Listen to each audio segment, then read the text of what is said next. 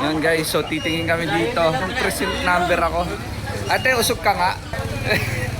Gumanda ako dito ah. Ayan no, so titignan natin dito guys. So present number, tapos may cluster guys. So yan. Nakita namin dito. So ito ako, pakita ko sa inyo kung ano yung tsura ko guys. Ito, number 23. Okay guys, tara pasok tayo.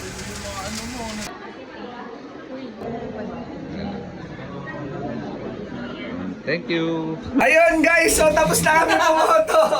Yay! Daliri nyo, mga daliri nyo. Ay, ito na. Tapos na kami pumoto guys. Yun.